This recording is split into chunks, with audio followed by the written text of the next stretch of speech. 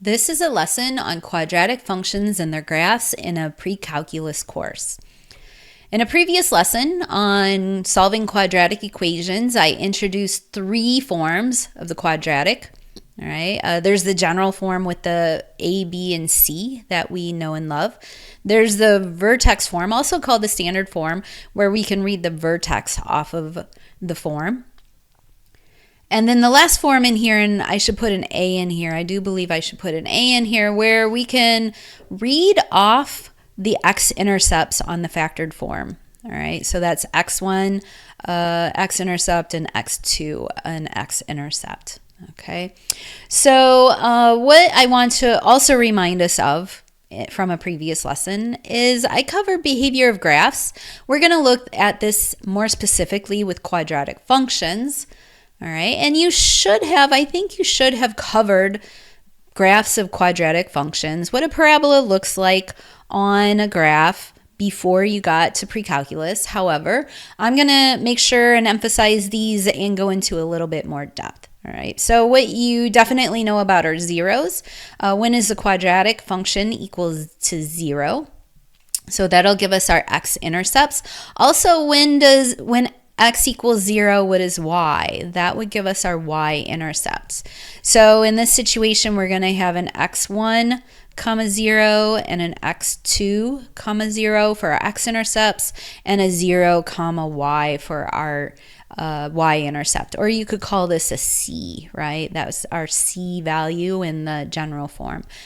Local minima and maxima, of course, this is a vertex. And so in a previous lesson I reviewed, and we're going to go into more depth here about how to find the vertex given any form or the graph, right? Negative b over 2a. You could calculate it if you were given the general form or if you were given the vertex form. You were blessed with the vertex form. Domain and range. All right, we're going to keep in mind domain and range. Generally, for parabolas, the domain will always be from negative infinity to positive infinity. That would be the domain. All right, or we could say that it's all real numbers. Both of those are true. The range, however, is limited by the vertex. And whether it's pointing up or down. If it's pointing up, you'll have it goes to infinity. If it's pointing down, you say it starts at negative infinity. So the range is always limited by the vertex. Pointing up, pointing down, right? Concavity, is it concave up, concave down? Over which regions is it increasing and decreasing? And behavior we kind of talked about, and then symmetry. So symmetry has to do with proper symmetry around the x-axis or around the y-axis in this situation. This is neither an even or odd function, right? Because there's no symmetry about the y. If I flip it from left to right, it's not symmetric. We don't get the same function back when we flip it from left to right. And so this is a neither situation. Typically, if you have, unless it's centered on the x-axis or on the y-axis, you're not going to have any symmetry. The last thing I'm going to point out while I'm here, and I didn't put it up here, but I guess it goes into symmetry, is the axis of symmetry. There is symmetry. There is no doubt that there is symmetry with a parabola. And so you can see this up here, the axis of symmetry. I'll highlight it, right? This axis of symmetry. It's symmetric about this axis, not symmetric about the y-axis, but symmetric about some other value of x. In this situation, we'll say it's x equals, what is that, 1. That would be the axis of symmetry, and the axis of symmetry for parabolas are always x equals something, okay, because it's a vertical line, x equals something. I want to remind us also from a previous lesson that we talked about the average rate of change and the difference quotient. And I picked this function. We didn't even know it was. We were just looking at numbers on it, right? That's when I did that example. And you can go back to that lesson if you'd like to review it for yourself. But what we highlighted is that we were looking at secant lines between 2 points when we're looking at average rate of change and difference quotient. I'm setting the stage for derivatives. I hope you can feel me setting the stage for derivatives. So when we're looking at the average rate of change and difference quotient with quadratic functions, we're just going to know that we know the form, right? We're going to have in general, ax squared minus bx plus c, or plus, there's pluses in there, right? But we know what the graph looks like too. The graph will always be parabolic. It's a quadratic function. I wanted to cover this one real quick. I think students have trouble with it because sometimes when you have an estimate, they get real nervous with an estimate. How do I estimate? Let me show you how to estimate. This says the average rate of change from -1 to 5. So we're going to look at the change of output over the change in input, or the change in the function. So we're going to look at y2 minus y1 over x2 minus x1. And if you say, Sarah, that's the slope of a line, I'm say exactly, because we're looking at the secant line between those 2 points. We're going to find the slope of the line between those 2 points. So I'm going to identify at -1, x equals -1, there's that point there. Okay, -1 comma, what is that? -1.75. I'm not quite to -2. I'm going to estimate it. You could put 2/3 there instead of 1/3. I'm just estimating it. Another thing I need to identify is the other point. So if I go over to 5, I'm going to note that this is here, and just for estimation, the ease of estimation, I don't need to be exactly perfect. I'm just estimating. For the ease of estimation, I'm going to pick a very easy point. When I see that this has a quarter, 3/4, right? I'm going to say that this is what? 4 1/4. That's going to make my calculation easy if I have quarters in here. So if I do delta y over delta x, I'm going to do 4.25 minus -1.75, and you may see the utility of my quarters here. And then I'm going to divide it by 5 minus -1. Don't forget your minus negatives in here. 4.25 plus 1.75 is 6. That's easy. Do you see why I picked these numbers? I'm estimating. I'm going to make them easy. I'm not going to make it hard for myself. On the denominator, 5 minus -1. Oh, look at that. 1. The slope is 1. I estimated it. It's approximately equal to 1. Whatever those exact values are, it's approximately equal to 1. So what I'm going to note is if I connect those 2 dots, whoa, that's an amazing line. The slope of that line is essentially 1. I don't usually freehand that well. That line has a slope of 1. If I look at it, I kind of drew it with a slope of 1. For every 1 it goes over, it goes 1 up, 1 over, 1 up, 1 over, 1 up. So that would be the math I would submit on that. You may have different numbers, but that's my tip, is make your numbers easy to add or subtract. Don't do obscure ones, right? The other thing I wanted to mention when I'm in here with average rate of change and difference quotient is that I did a problem on my original average rate of change and difference quotient video, including a quadratic example. So this whole example is in this lecture, this lesson here. So if you're having trouble with any sort of problems of this form, you can go back and you can look at this solution and see it, or you can go back over that lecture to get a little more detail about how to do each part separately. The next thing I'm moving on to is a review of transformations, but in this situation with quadratic functions. And when I introduced transformations in the transformations lesson, I actually kind of exploited the fact that I kind of know that you know how to do transformations with parabolas. I have a function, and I'm going to have a compression or stretching. That's that a factor, that big A out front from when I introduce transformations. That's our little a in our vertex form of our parabola. The B is H, that shift left or right, and the C is K, shift up or down. So those are pretty easy. You may have a reflection or scaling, and for me, reflection and scaling goes into that A value, right? The shift, the translation on the graph is given where that parabola is. We can see in this situation, we go over -4 and down -3, right? So we're going to have the B and C in here. But if I wanted to solve for that A, that gives me the reflection. Is it pointing up or is it pointing down? And the scaling, is it taller and skinnier? Is it shorter and fatter, right? The scaling of this, that goes into that A factor. And a lot of times you need to solve for that explicitly with algebra. You might be able to guess it by looking at a graph, but solve it explicitly with algebra when you're doing that for work for me. So let me show you how that's done. Write an equation, any form for the quadratic shown. We're going to look at that. I have two strategies here that I want to show you. And then it says identify the domain, range, and axis of symmetry. Ooh, axis of symmetry. Let's do that first. I see the axis of symmetry. It's x equals 1. I already got that done. Axis of symmetry. Axis of symmetry. Okay, so that's true. That's helping me identify the vertex. The vertex is over here at 1, 2. And it seems like if I wanted to just do the vertex form, a x minus h squared plus k, I can plug those numbers in. A x minus 1 squared plus 2. Done. I'm leaving that a in there. I don't know if I have a scaling factor yet. I've just identified the vertex. I'm not going to assume that I don't have a scaling factor, and I suspect I do have a scaling factor because, first of all, it's pointing downward rather than upward. I already know I have a negative sign. So let's solve for it. The easiest way to solve for A is going to be pick a point. Let's pick a point, any point, pick a point, any point. We can do, this point is 3, 0. When I plug 3 into the equation, I'm going to get 0 out. So 0 equals A, 3 minus 1 squared plus 2.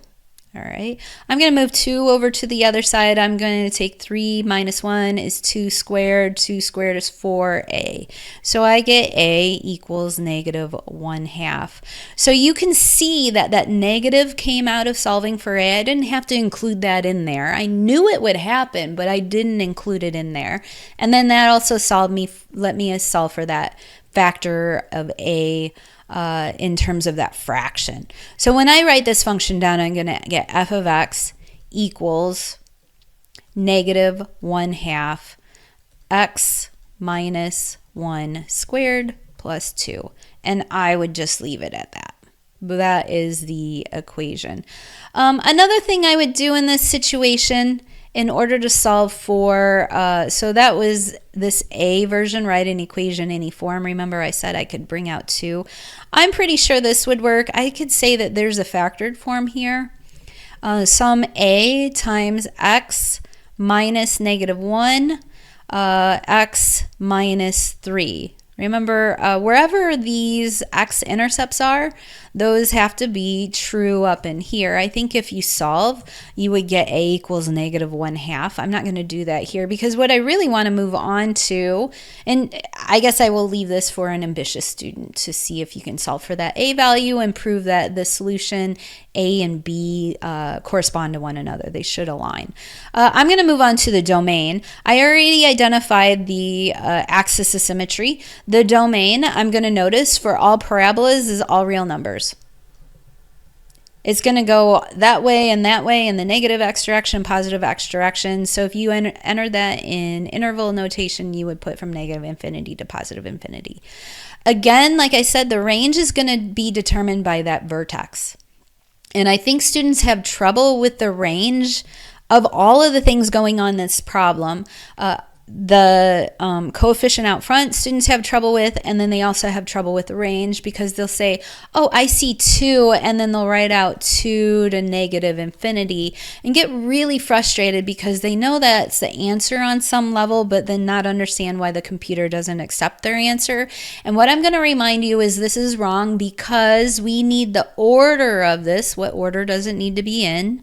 It needs to go from least to greatest, and we're going to remember that negative infinity is smaller than 2, right? So I have to go negative infinity to 2 rather than 2 to negative infinity. So that's the domain and range on this problem. I have a problem here where it says graph the function. Pals, just where it says graph the function, if it were me, I'd just take this thing and put it into Desmos and see what it looked like in Desmos and then try to copy it on this graph. Desmos is going to do the work for you to identify where the vertex is, and it's going to identify the intercept, and it's going to calculate all those points on there so they give you the perfect line, right? But I will notice what I want to do, graph the function, locating its vertex and axis of symmetry. So I'm going to have to locate the vertex. Another thing that's going to be easy to do for me is locate the y-intercept. So if I take f of 0, if I say if x equals 0, where does it cross the y-axis? Well, I'm going to put 0 in wherever I see x, right? So I'm going to get 0 plus 0 minus 7. So I have already identified a point on the graph. So there's one point, and when you graph a parabola, identify the vertex. You need the vertex. The axis, this point and the axis of symmetry will give me 2 points with which to finish out that parabola. I'd want more points than that necessarily, but 3 of them is a pretty good idea for the shape of a parabola. So what I'm going to do is I'm going to find the vertex, and I know to find the vertex, I'm going to find h. All right, that's the y, or that's the x value of the vertex. So I'm going to go negative b over 2a. When I do negative b over 2, I get negative of 4 over 2 times negative a half. Negative 4 over negative 1 is a positive 4. Positive 4, right? Yep. So the vertex has x of positive 4 in here. And let me find the y. So the k is, I'm going to plug in f of h. So I'm going to have f of 4. So I get negative 1/2 times 16 plus 16 minus 7. And we can finish out that calculation. So we have negative 8 plus 16 is 8 minus 7 is 1. Okay, so when we have a 4 comma 1, there's a 4 comma 1, and so there's our vertex. That's exactly where our vertex is.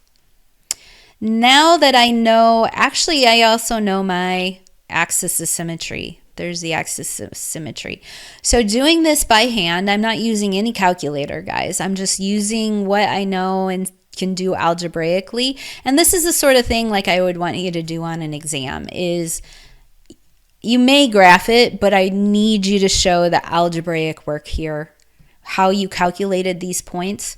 I know negative 7. I know 4 comma 1. The other value I know is I'm going to take advantage of this axis of symmetry. I know if there's a point 4 over on negative 7 this way, I know there's also a point 4 over on negative 7 this way, right? Because it's symmetric. It's the axis of symmetry. There's a symmetry around it.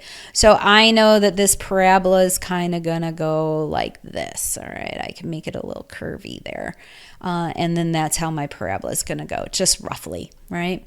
Graph the function. If you're in the computer, it will help you draw a perfect one, but for this, that's what it will, me drawing it that way will have to suffice.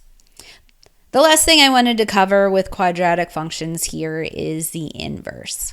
For each problem, for each type of function, we're going to look at the inverse. So just a reminder, I covered functions in a previous lesson, and you can go back to that lesson.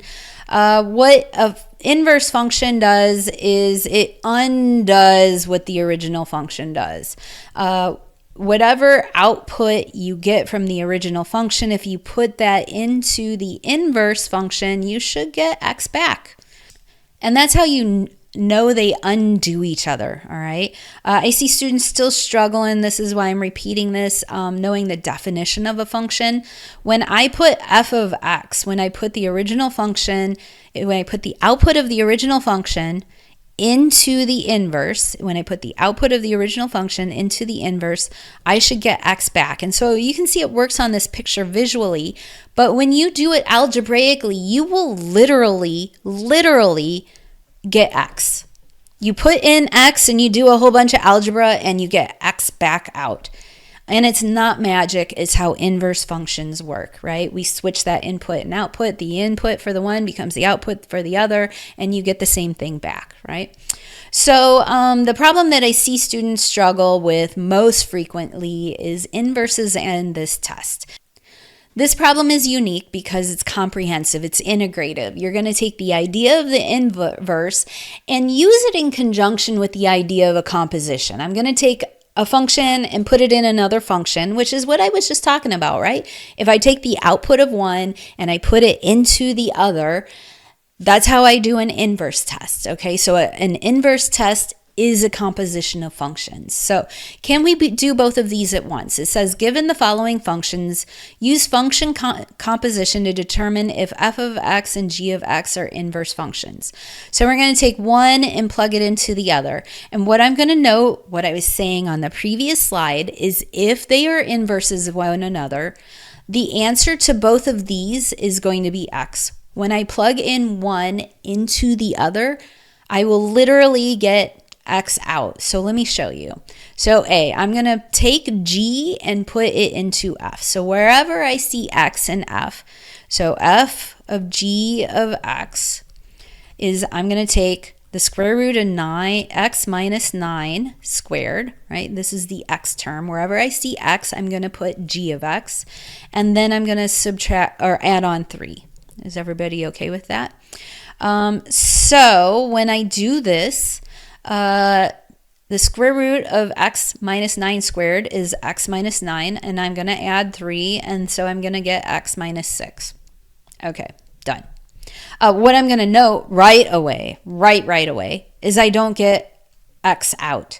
If these were inverses at one another, this would literally be just x. There wouldn't be the minus 6 on the end. It would be just the letter x. That's what you would get back out. Let's do b here real quick, just to check your algebra. I'm going to take g of f of x. So wherever I see x in g, I'm going to put f of x. So I'm going to write down here the square root of x squared plus 3 minus 9. All right, so I'm going to get the square root of x squared minus 6. So then I ask myself, are these inverses? Well, neither of them equal x. That's how I know right away is that they're not inverses. You might say they look similar on some level, but they're not x.